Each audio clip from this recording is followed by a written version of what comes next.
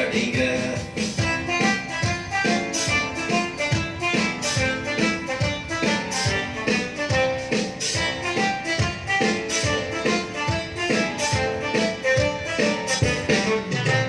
குதிரை மீது சவுடு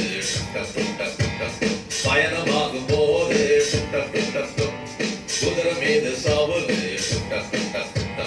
பயணமாகும் போது இயேசு கூப்பிட்டார், இயேசு கூப்பிட்டார், இப்படியும் பிள்ளையோடு இயேசு பேசுவார். இயேசு கூப்பிட்டார், இயேசு கூப்பிட்டார், இப்படியும் பிள்ளையோடு இயேசு பேசுவார்.